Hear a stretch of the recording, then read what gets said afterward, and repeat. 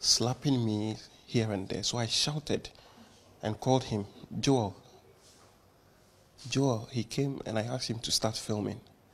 He raised his camera and he started doing something. Some of them also pounced on him and pulled him away. So then they pushed me into the main building and it got crazy. So all this happened outside? Yeah. Outside there? What I narrated happened outside in front of the main CID headquarters. Then they pushed me into the main compound and it was nasty.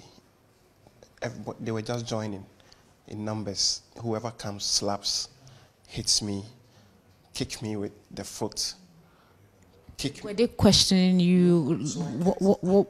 I kept telling the one who was leading this whole thing that, can you ask the guy who started this whole thing what I've done to him, what crime I've committed? They wouldn't. Latif, in all this, did they know who you were? Did they know you were a journalist? Did you have your tag and everything on? Did they know that? I didn't have my tag, but I had explained to the first guy that I'm getting ready to go live on JoyNews Prime. I had my live equipment with me. So at least they should be able to tell that. No, so they pushed me in there and they joined and beat me up with sticks, with their legs, with the back of the guns hitting my. Yesterday I asked him to take a shot of that. They hit me with the back of the gun about 3 times at the back of my head here. They hit me with sticks in my rib.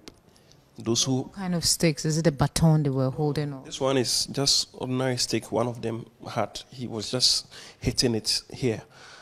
Those who were hitting me with their legs were doing it. Those who were slapping me from left, right, center. You can't tell how many these police officers were? There were about 10 of them.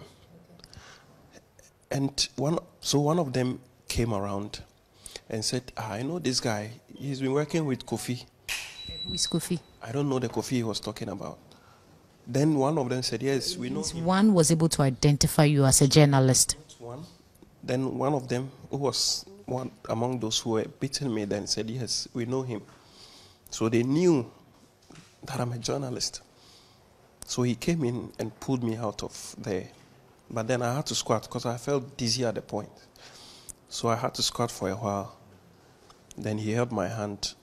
And I kept asking, can you ask the guy the crime I have committed to be treated like some hardened criminal who has been arrested by a mob or something? They wouldn't listen. So he pulled me outside. When we got at the main gate, he pushed me and asked me to leave. So I feel the pains in my head because that's where they used the butt of the gun to hit, and my rib, and in my right leg and my chest. Why they hit your chest too? Yeah, they were hitting me all over. So these are the areas you feel pain, but generally, how are you feeling? My neck as well, yeah, because of the slaps, What has the doctor been telling you? He was very worried yesterday. Yesterday night when I got here. So he said we're going to run some X-rays, and then it will inform him whether to detain me again or let me go today.